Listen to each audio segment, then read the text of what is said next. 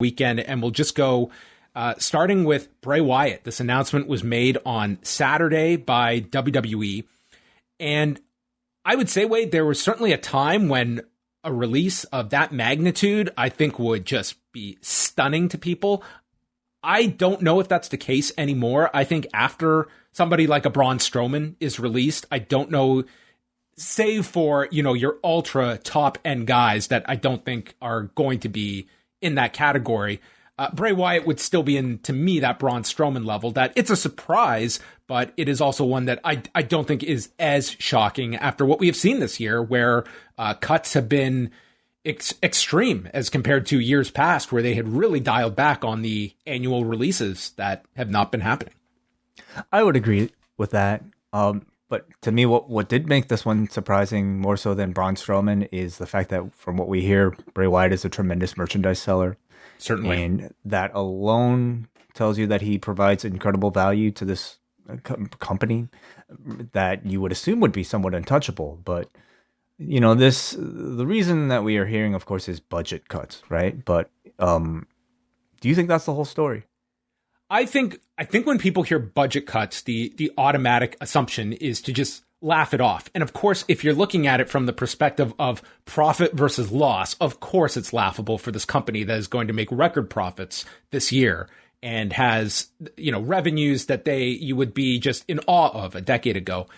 However, it is also, markers and projections that analysts expect them to make. And I put that under the category of budget cuts. Like, it is not about just being in the black or red during the year. It is, we have to be at this level and meet this guidance. And that is probably, talent budget is probably one where this is somewhere where we can become leaner in. When you have a giant number attached to you, there is a target that when we have to make these cuts, it is easier to make a cut at someone who is making this much than cutting 4 people, for instance, that might equal that one person's salary or come close to it.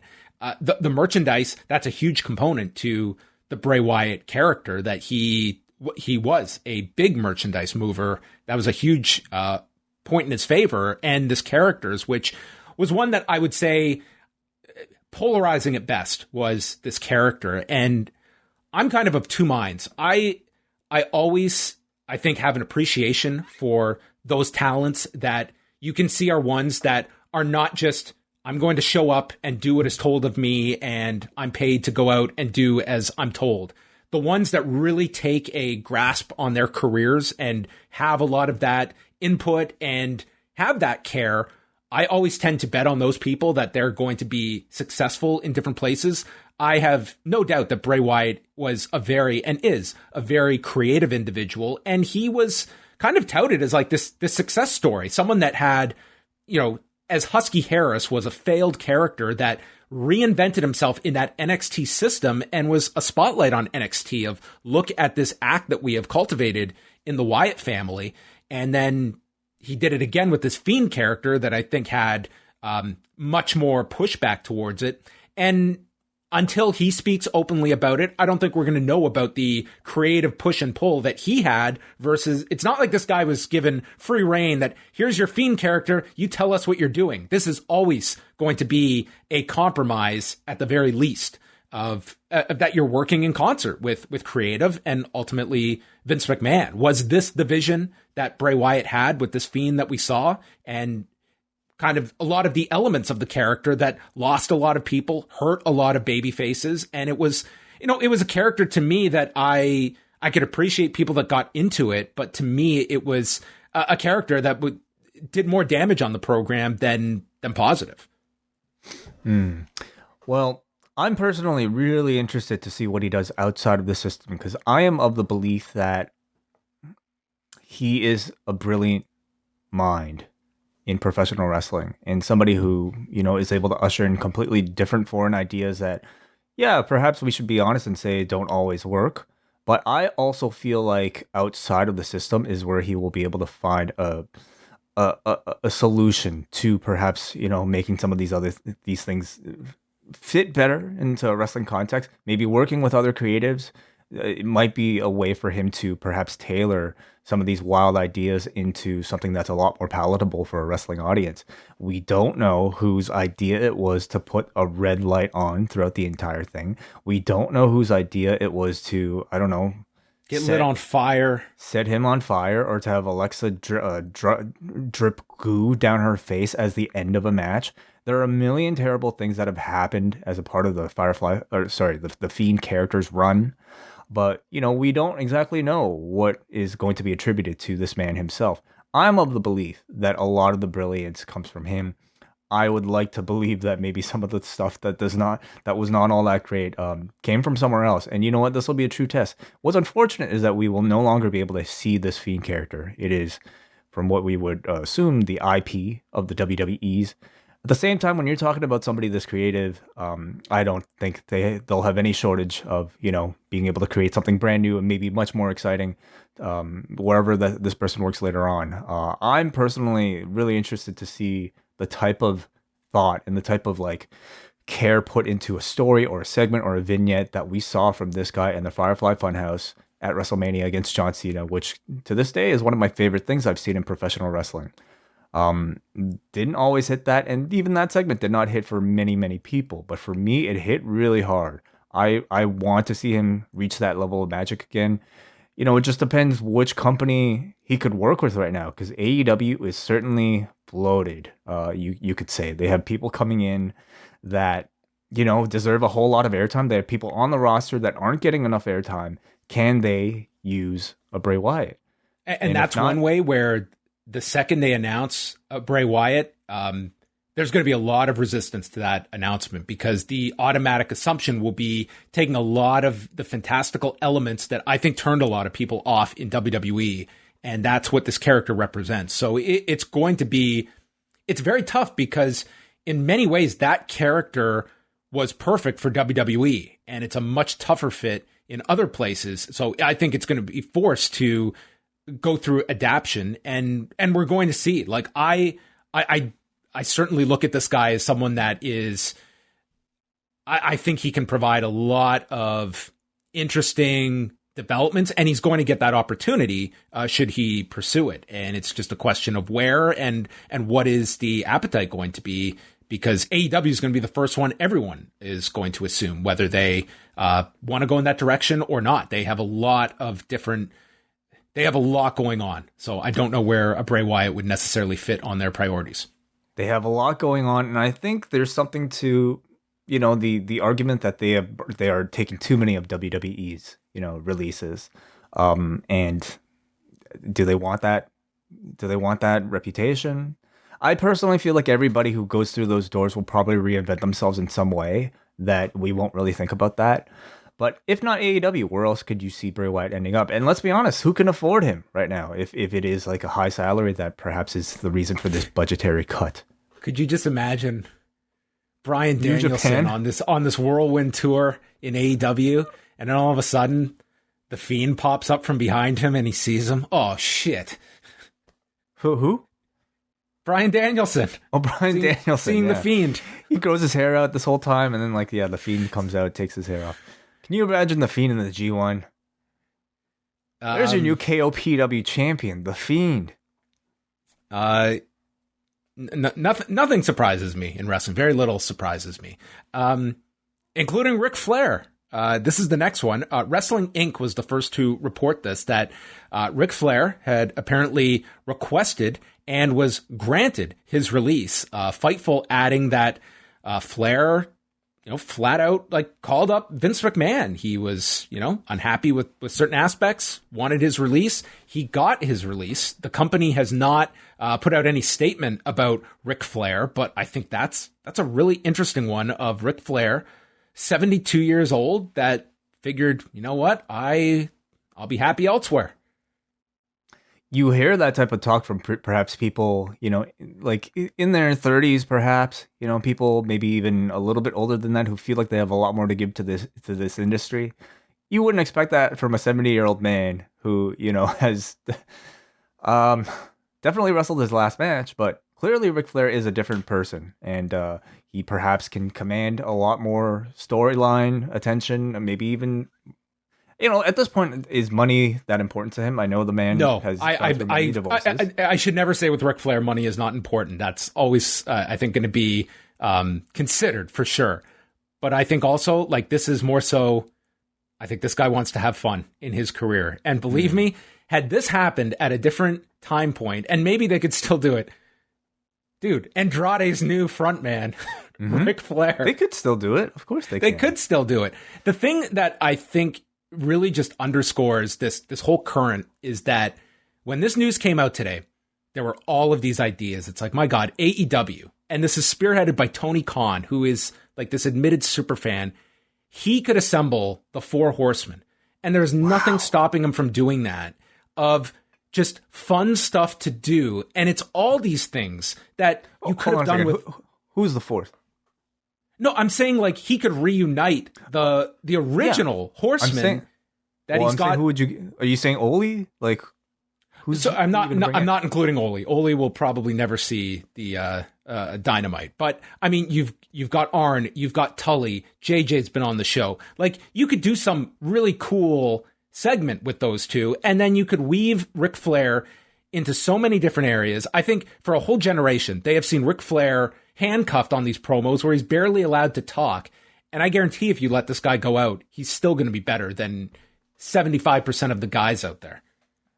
I would say so too, but maybe with a caveat. Like, I don't know if I still have some concern personally about like giving Ric Flair a live mic at times. I think in a controlled environment, maybe you kind of let him test the waters and see how it is. Him on Dark, him on like Elevation, or Late Night Dynamite, whatever. Give him like an hour. Like, put him on commentary. I feel like he'd be entertaining as hell.